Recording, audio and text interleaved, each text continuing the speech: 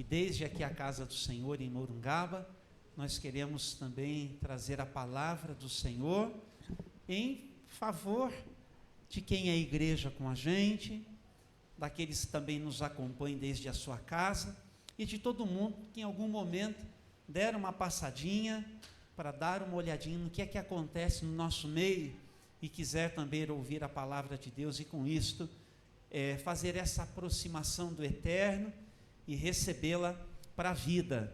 Hoje pela manhã nós vamos fazer uma leitura no livro de Atos dos Apóstolos, tá bom? Eu peço que você abra um instantezinho a sua Bíblia no capítulo de número 20 e nós vamos fazer uma leitura aqui de uma pequena porção para este primeiro momento e depois daqui a pouquinho, no finalzinho da mensagem, a gente lê mais um pouquinho, seguindo pelo capítulo 21, então você já entendeu, podendo, deixe aí a sua Bíblia aberta, seu smartphone no seu aplicativo de Bíblia, enfim, e você desde casa também, neste momento da palavra, o meu conselho para todos nós é que nós procuremos ficar aqui, não é? Da maneira mais atenta possível, aí desde a sua casa, às vezes um estímulo aqui ou acolá, você deixa tudo e vai para ver o que está acontecendo, tente se organizar, para que especialmente no momento da palavra, você dê toda a sua atenção ao que vai ser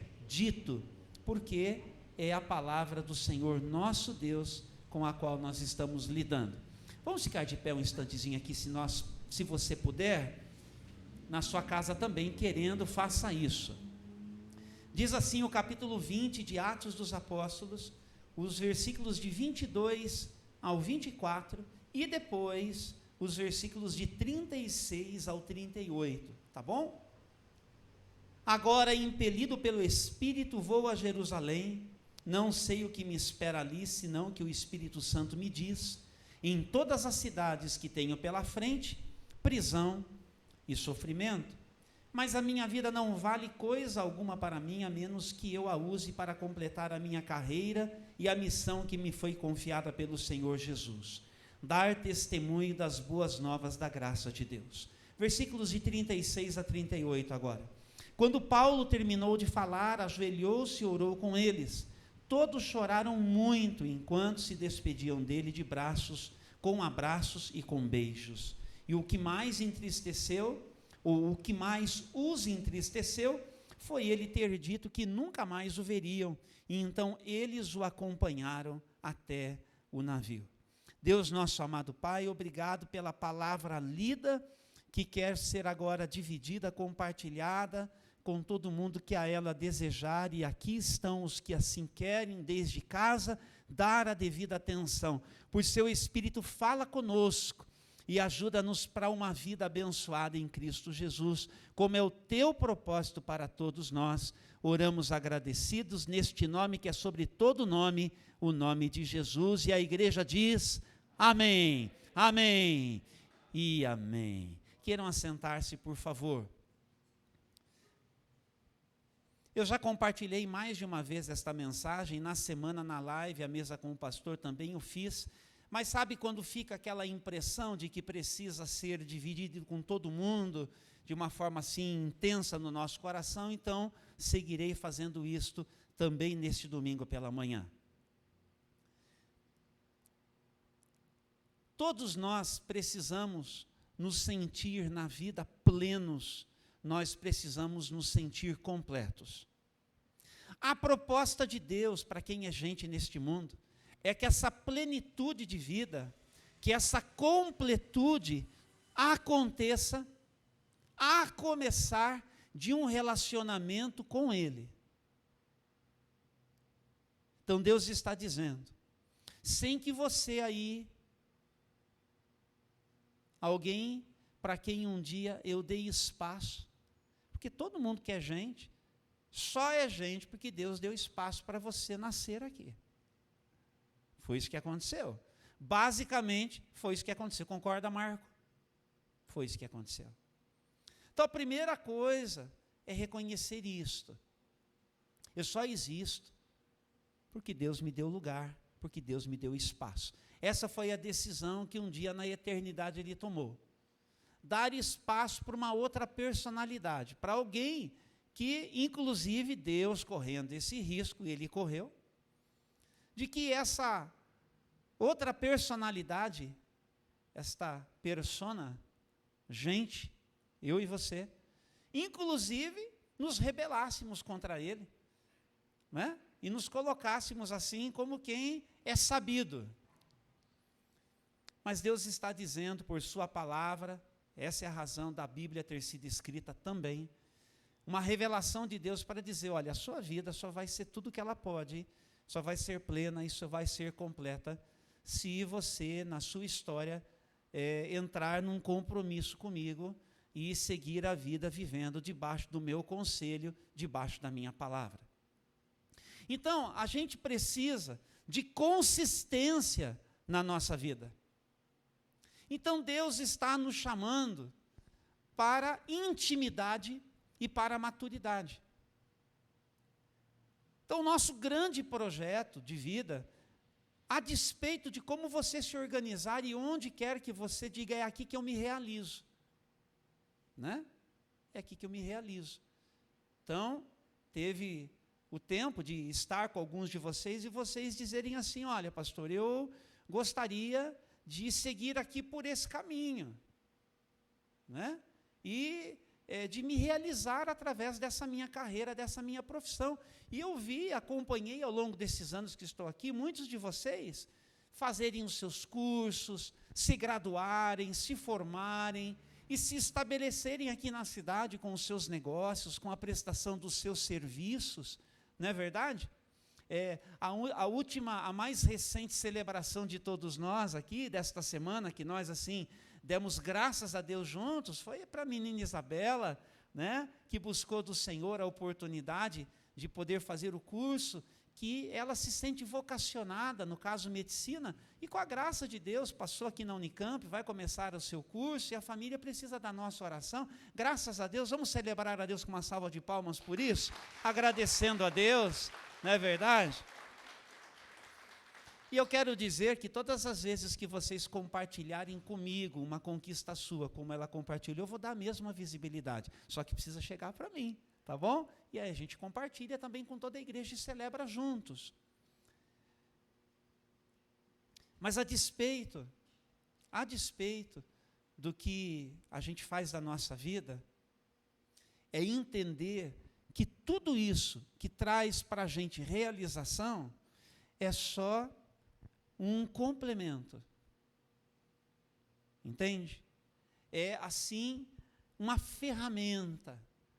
É, por assim dizer, um caminho de Deus, na maneira como Deus nos constituiu, na maneira como Deus nos forjou. Eu gosto dessa expressão, Tavinho, que Deus nos forjou. Eu lembro de Efésios capítulo 2, e eu penso a gente ali nas mãos do artesão, Richard, do artesão celestial, Lediane, propondo para a vida de cada um de nós aqui uma tarefa, uma possibilidade, uma habilidade, certo? E tem as mais diversas aqui. Só que tudo isso, né, que traz sustento para a sua casa, não é assim? Você vai lá, você trabalha, você traz sustento para a sua casa pela sua habilidade, você se realiza, mas tudo isso precisa ser antes parte de uma consciência de quem tem sido chamado para ser igreja, de que você fazendo isso da sua vida, em todo o tempo, você vai estar refletindo a presença de Deus neste mundo, a partir da sua criatividade e a partir da sua força de trabalho, da sua produtividade. E aí, na expressão da sua gratidão para todo mundo que você serve, ou ao lado de todo mundo com quem você trabalha, Jesus vai sendo apresentado através de você. Mas para isso, para você viver assim, resolvido assim, é preciso ser um íntimo do Eterno. E é preciso você desenvolver a maturidade própria e necessária para a vida. Então, esse texto conta para a gente, não é? A respeito do apóstolo Paulo, que era uma pessoa extremamente bem preparada para os seus dias, mas que foi chamado por Deus, como ele mesmo diz, para servir a Deus como um apóstolo de Jesus. Essa é a vocação especial do apóstolo Paulo. E a isso ele se dedicou. E aqui no capítulo 20 de Atos, ele está num tempo de despedida. Ele está se despedindo de quem? Ele está se despedindo de todas as pessoas que se tornaram, irmã Laide, os seus amigos espirituais na vida. Gente que um dia ele perseguiu, mas que no outro dia, depois de um encontro com Jesus, ele decidiu abençoar. É essa mudança que Deus opera. É assim, da água para o vinho. É assim que Deus faz. E aí então o apóstolo Paulo, ele está no momento da vida dele, cheio de convicção. Convicção. Guarde essa palavra, convicção. Isso ele foi dando espaço na vida dele. Então, intimidade com Deus traz para a gente convicção de fé. E quando a gente tem convicção de fé, aconteça o que aconteça, se a gente sabe que Deus está conosco, nós sabemos que poderemos lidar com aquilo, sofrer aquilo, passar por aquilo, e que nós vamos conseguir atravessar e chegar do outro lado, porque a presença de Deus é que vai nos respaldar, é Deus que vai nos guiar, Ele está com a gente aqui, Ele está nos aguardando lá do outro lado já. Então, seja qual for o processo difícil da vida, se eu sou um íntimo de Deus, se eu estou convicto dessa sua presença, e se eu sei que a minha vida está organizada, independentemente do que eu faça na minha vida, do que eu faça dela, do que me traga prazer nessa vida, fazendo o que eu faço dessa vida, nessa vida, o mais importante é eu saber que Deus é comigo, e que Deus, portanto, me acompanha nessa história, e assim eu vou. Paulo tem convicção. Ele está se despedindo de todo mundo, e uma boa parte dessas pessoas, ele ganhou para Jesus. Ele não só ganhou para Jesus, como treinou essas pessoas para serem líderes das igrejas naqueles dias. Depois de uma tarefinha de casa, você leia o capítulo 20 inteirinho. E nesse capítulo 20, você vai ver que ele está numa cidade e ele chama os líderes da igreja para virem ao seu encontro exatamente para ele deixar as últimas instruções e para deles Paulo se despedir. Por quê? Porque Paulo tem uma notícia da parte de Deus e tem essa notícia com convicção. A gente leu aqui nos versículos de 22 a 24. O que é que Paulo sabe? Sabe o que o Espírito Santo falou para ele. É muito importante você ter esta convicção do que é palavra de Deus para a sua vida. E isso a gente vai ganhando aos poucos, na caminhada. Não é fruto de magia. Não é fruto assim de uma varinha de condão. É fruto de intimidade, de vida com Deus, de constância, de um dia após o outro, de um ano após o outro. É assim que Paulo, ele está organizado na sua vida, desde quando ele teve o encontro com Jesus. Você está assim também? Pense aí. Se desde quando você teve o encontro com Jesus, você está organizado para uma vida inteira com Jesus. E se você pode dizer hoje eu estou mais íntimo do Eterno do que quando eu comecei. Tem que prestar atenção nisso. Não é para te acusar, é para te ajudar a fazer uma leitura. Tudo na vida passa por avaliação. Faça agora. Hoje eu conheço mais a Deus do que quando eu comecei. Você se permitiu. Então o apóstolo Paulo, ele está dizendo para os seus amigos o seguinte: gente, a notícia que eu recebi é a seguinte: de agora em diante, por onde quer que eu for, Mateus, Paulo dizendo para a gente aqui também, o Espírito Santo já me diz que o que me espera é prisão e sofrimento. Olha que boa notícia. Você não daria uma reclamadinha com o Eterno, não? cabeça, Senhor, vê se isso é coisa para o Senhor me dizer que agora, daqui em diante, é só prisão e sofrimento. Mas foi o que o Espírito Santo disse para Paulo, para ele não seguir enganado, e como a gente vai ver daqui a pouquinho, ele precisou dessa convicção no seu coração. Então, convicção é uma coisa que a gente precisa, para lidar com 3 coisas que atrapalham a gente. Primeiro, é superficialidade. A superficialidade acontece todas as vezes que a sua resposta é a seguinte: e aí, como é que você está? Na fé? Mais ou menos. Por que é que a gente é mais ou menos nas coisas? Será que não é por falta de convicção? E por que falta convicção? Talvez porque falta estudo da palavra, porque falte aquelas coisas que são mais básicas, vida de oração. O apóstolo Paulo, gente, antes de ele entrar em campo para ser apóstolo, ele saiu de cena. E ele foi rever tudo aquilo que até então ele já sabia a respeito de Deus. E olha que a faculdade de Bíblia que ele fez foi top, nota 10 lá na avaliação do MEC da época, que ele estudou só aos pés de Gamaliel. Pensa num cara que conhecia a palavra, mas quando ele encontrou com Jesus, ele precisou. E a ideia é que ele ficou aí uns 10 anos fora de cena, mergulhando de novo em toda... Presta atenção, 10 anos não são 10 horas. Tem gente que fala assim, você vai ter que esperar amanhã. Não se aguenta de tanta ansiedade, morre de ansiedade. O apóstolo Paulo esperou o momento de Deus para ele entrar em cena. E ele foi para a palavra. Você quer consistência na sua vida? Quando eu falo da sua vida, eu estou falando da sua vida conjugal, eu estou falando da sua vida como pai, como mãe, como patrão, como empregado. Você quer consistência? Mergulhe na palavra. Porque na palavra Deus tem um conselho sobre a sua vida de verdade. Não é estudo bíblico para ficar sabido na palavra.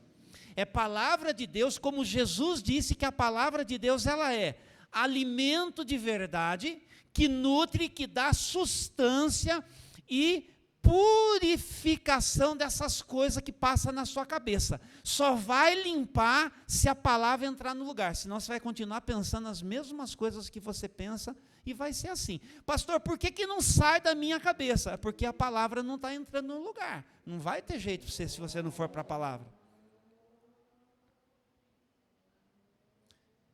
Mas eu sou uma pessoa de oração. Você faz muito bem de orar, mas você precisa da palavra também. E se você tem a palavra, você precisa orar também. Uma complementa a outra. Não é só uma coisa, nem só outra. Eu não estou apequenando, nem minimizando o que você está fazendo. Eu estou ensinando você que uma coisa complementa a outra. Paulo, ele seguiu Jesus nisso. Vocês se lembram de como Jesus era dedicado à palavra? E vocês se lembram como Jesus não abria mão da oração? Então a gente pode dizer que a gente não precisa? Se Jesus fazia isso, se a gente vê na vida dos apóstolos, vida de palavra e vida de oração, a gente vai dizer que a gente pode abrir mão? Então, quando que a gente é superficial, quando que a gente é mais ou menos, quando a gente não se organiza para aquilo que traz substância para a vida da gente. Presta atenção, nome disso, pastor, conta para mim, vida devocional. O que é a vida devocional, gente? Anote aí, grave aí, guarde aí, como você preferir. Cada um é de um jeito. Meu cunhado Tavinho, que está ali, ele guarda tudo na cuca, na memória. Ele escuta e ele guarda, ele tem essa capacidade. Se você precisa, anote. Eu gosto de anotar quando eu percebo que eu não consigo guardar. Você tem que encontrar o seu caminho. Vida devocional. Vida devocional é o compromisso que eu tenho de cuidar da minha interioridade na presença de Deus, enquanto eu cultivo com Ele a minha intimidade. Pode ser o contrário também. É o compromisso que eu tenho de cultivar a minha intimidade com Deus, enquanto eu me ocupo na presença dEle do que acontece na minha interioridade. Porque fala sério, quanta coisa acontece dentro da sua alma, dentro do seu coração, todo dia, o dia inteiro. De repente, você é assim, atropelado por aquele pensamento. De repente, você é atropelado, não é assim, Vânia? Por aquele sentimento, não é coisa de gente que acontece com todo mundo? Vem! Qual que é o compromisso que você tem? Cuidar disso na presença de Deus. Aí entra a palavra. Aí entra a palavra. E aí entra a oração. Porque se eu conheço Deus que eu sirvo pela palavra revelada, eu não vou ficar refém daquela mentira que está na minha cabeça, mas eu vou na oração, eu vou declarar, eu sei que tu és aquele que pode me guardar disso que eu estou pensando, disso que eu estou imaginando. Por quê? Uma coisa que acontece muito com a gente, que é um outro problema, é a tal da nossa fragilidade. Gente, nesse tempo aí, de pandemia, não foi só nesse tempo de pandemia, mas fala sério, como foi que as notícias ruins afetaram você? O que elas fizeram com você? Fala sério. Fala sério. E se você não teve a sabedoria de desligar a televisão e ficou lá recebendo, aí você quase morreu, fala sério. Quantos de vocês quase morreram só com as notícias ruins? Está fazendo mal, você está lá? Presta atenção. Presta atenção. Vai para a palavra. Vai para a palavra e resgata a ideia de que Deus, apesar do que está acontecendo no mundo, que é de verdade, porque tem gente que morreu de verdade, com enchentes recentemente, inclusive, de doença e de catástrofes. Mas para onde que a gente tem que olhar? Num mundo que está num caos, num mundo que é essa realidade aí terrível, a gente tem que olhar para o eterno. E buscar graça no eterno. E se refazer no eterno. Porque se tem alguém que entende da gente, é o eterno.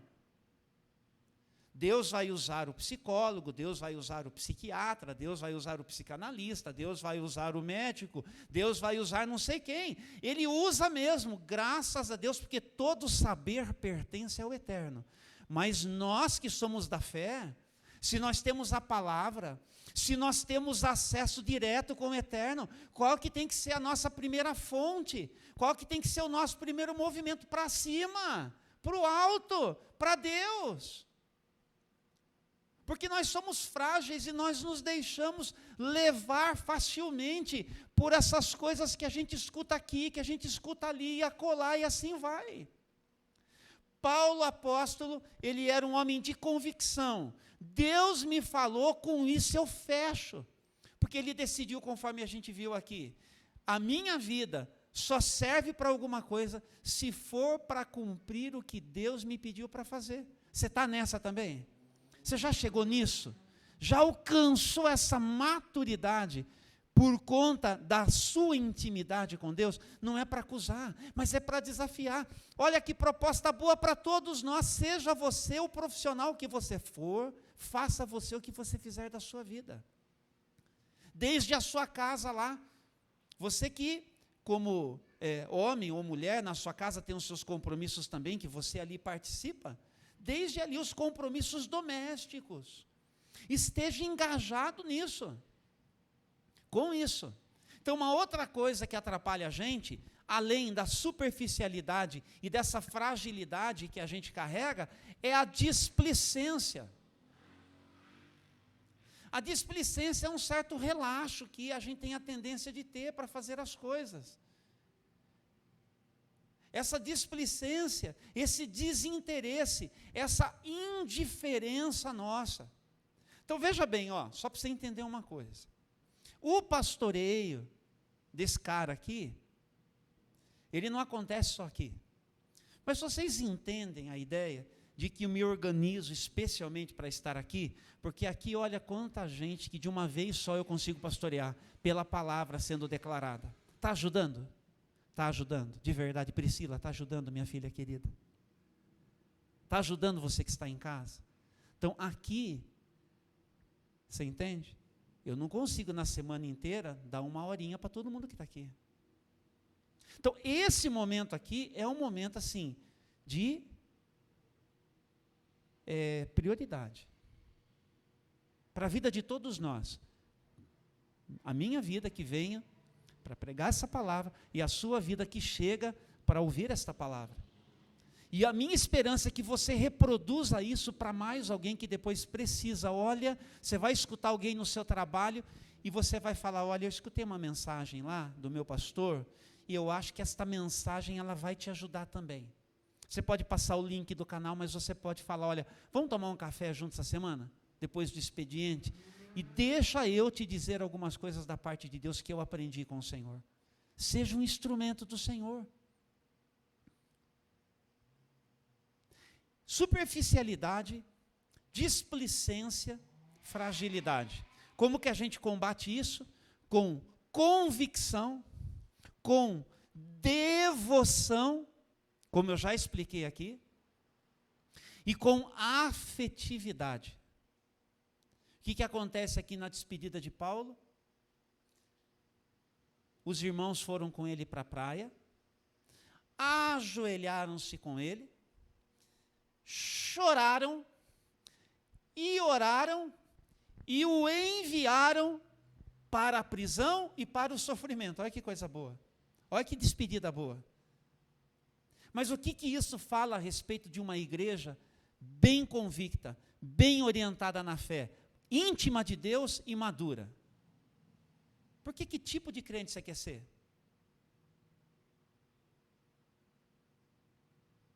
Ninguém aqui está enganado. De que a vida, ela é dura, difícil, truculenta, turbulenta. Que a gente vai morrer de algum jeito. Se Jesus não voltar até o dia que deu o seu prazo de validade, de algum jeito você vai. Então, como é que a gente se acostuma com essa ideia? Com consciência, com sobriedade, com o poder do Espírito Santo sustentando a gente para dar lucidez, para a gente não se perder na vida e rebelar com Deus, porque não vai ajudar. Então tem afetividade, e a afetividade é uma coisa que a gente tem que construir. Por que a gente está aqui? Por que a intercessão chegou para orar por você? Por que a gente manda lá no grupo os pedidos de oração? Por que a gente compartilha os devocionais do Sérgio, da Cissa? Para gerar integração entre todos nós. São pessoas que estão se dispondo a mandar uma mensagem de fé para toda a igreja. Por que a gente vai se reunir em pequeno grupo? Para gerar festividade, pastor Fábio. Para gerar afetividade. Para que quando a gente tiver que chorar junto, nós estejamos ali chorando juntos. Quando a gente tiver que se despedir, a gente esteja junto. Para que a gente possa celebrar junto com a Isabela, celebrar junto com você. Para que nós tenhamos um senso, como eu preguei umas 2 semanas aqui, de corpo. De que nós somos diferentes uns dos outros, mas de que nós devemos abençoar uns aos outros, suportando, e assim vai. Pega a mensagem lá de novo e escuta de novo. Vai escutando até entrar, até acontecer em você. Eles têm aqui afetividade. Não existe essa ideia de alguém que é igreja assim, sou eu e Deus. Você está podendo, hein? Mas você está podendo muito, hein?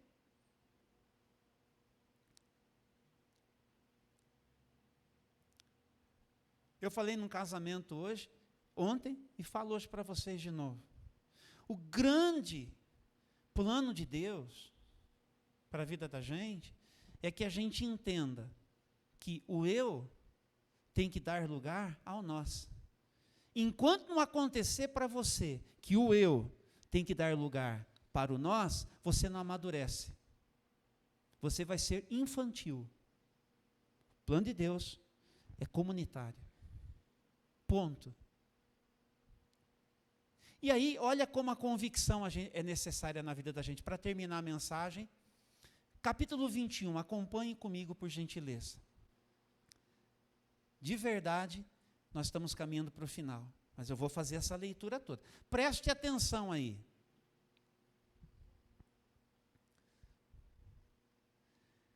Depois de nos despedirmos, navegamos em direção à ilha de Cós. No dia seguinte, chegamos a Rhodes e então a Pátara. Ali, embarcamos no navio que partia para a Fenícia. Avistamos a ilha de Chipre, passamos por ela à esquerda e aportamos em Tiro, na Síria, onde o navio deixaria sua carga. Chegaram em Tiro, Pedro Lucas. Versículo 4. No desembarque, encontramos os discípulos que ali viviam e ficamos com eles por uma semana. Pelo Espírito, eles advertiam Paulo de que não fosse a Jerusalém. Grife essa frase. Ao fim de nosso tempo ali, voltamos ao navio e toda a congregação, incluindo mulheres e crianças, saiu da cidade e nos acompanhou até a praia. O que aconteceu de novo, gente? Ali nos ajoelhamos, oramos e nos despedimos. E então subimos a bordo e eles voltaram para casa. Continua o texto. Depois que partimos de Tiro, chegamos a Ptolemaida, onde saudamos os irmãos e passamos um dia.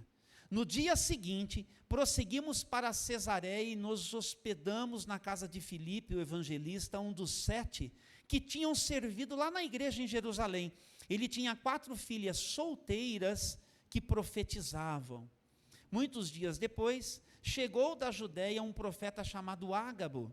Ele veio ao nosso encontro, tomou o cinto de Paulo, com ele amarrou os próprios pés e as mãos, e em seguida disse: o Espírito Santo declara: assim, o dono deste cinto será amarrado pelos judeus em Jerusalém e entregue aos gentios. Ao ouvir isso, nós e os irmãos dali suplicamos a Paulo que não fosse a Jerusalém. Ele, porém, disse: por que todo esse choro? Assim vocês me partem o coração. Estou pronto não apenas para ser preso em Jerusalém, mas para morrer pelo Senhor Jesus. Quando ficou evidente que não conseguiríamos fazê-lo mudar de ideia, desistimos e dissemos: que seja feita a vontade do Senhor. Fale para mim se esse povo, que é a igreja com eles, é um povo que está enganado. É um povo que está assim, desiludido, é um povo que está assim. Não estão, gente. É um povo consciente. Agora, é um povo que ama Paulo? Sim ou não? É um povo que ama Paulo. O que aconteceu em Tiro? Aconteceu em Tiro o que aconteceu já em Mileto. O que aconteceu em Mileto? Os irmãos estavam tristes por quê? Porque Paulo está dizendo: eu estou indo e a gente não vai se ver mais. Pelo menos não aqui na terra.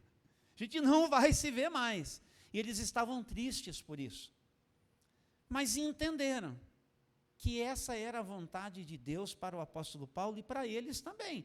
Eles agora teriam que seguir a vida sem a presença do apóstolo Paulo como seu mestre, como seu pastor. Paulo chega, conforme nós vimos aqui, na cidade de Tiro.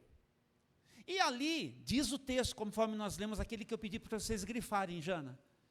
Pelo Espírito, os irmãos disseram para Paulo: Paulo, o negócio vai ficar difícil para você em Jerusalém.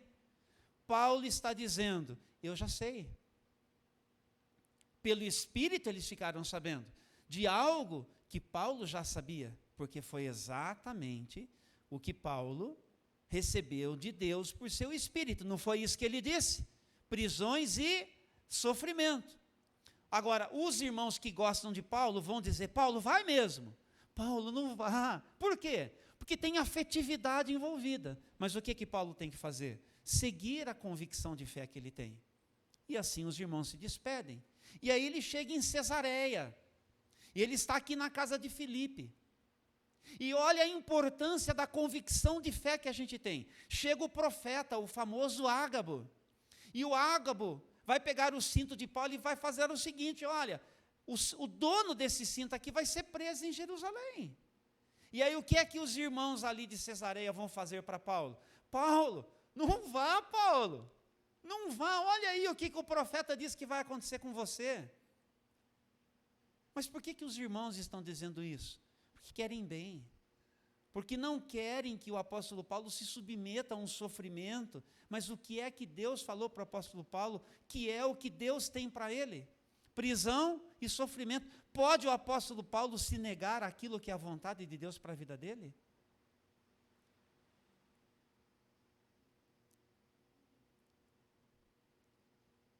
E aí o texto termina dizendo uma coisa muito importante. Que porque os irmãos perceberam que Paulo estava convicto, olha a importância da convicção da gente, os irmãos se renderam a isso. Eles estão conscientes. E então fizeram uma declaração muito importante, que a gente aprende com Jesus, né? Que seja feita a vontade de Deus aqui na vida da gente, como a vontade de Deus é feita no céu.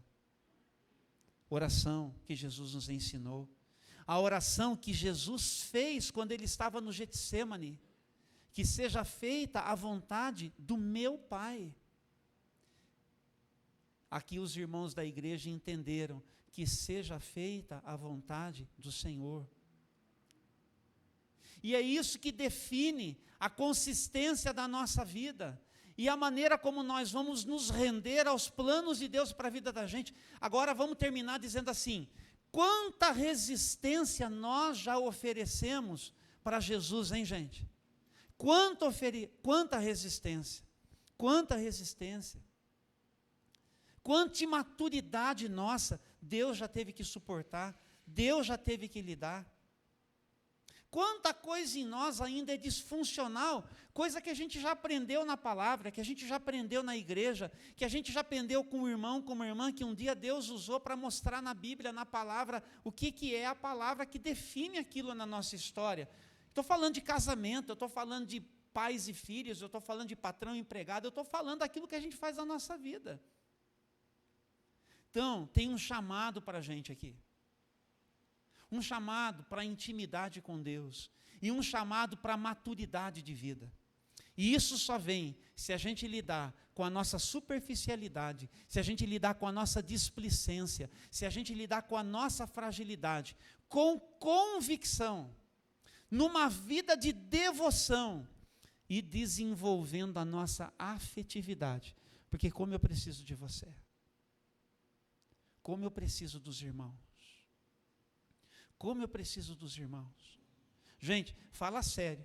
Só de saber que você que ofereceu um pedido de oração hoje aqui, você vai ser abraçado essa semana inteira por irmãos e irmãs que estão dizendo assim, pastor, eu assumi com Deus o compromisso de orar por esses meus irmãos a semana toda, eu não vou desistir da causa desses meus irmãos na presença de Deus. Fala se isso já não ajuda a gente, se já não ajuda você.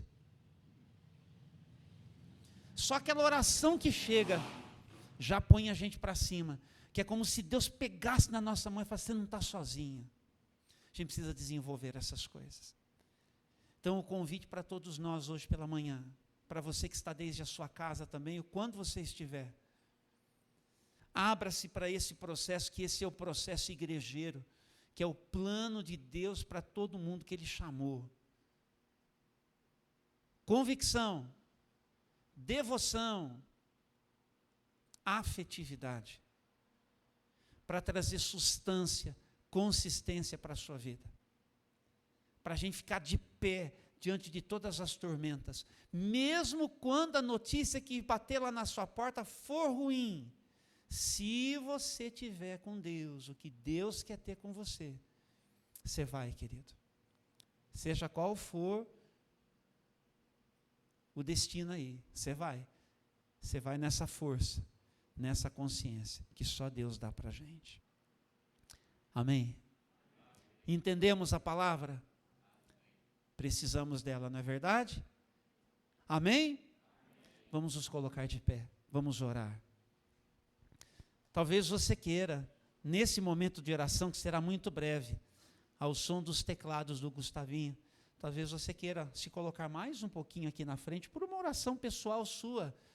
O altar está sempre aberto, porque às vezes é uma resposta de fé que você quer dar de joelhos na presença do Senhor.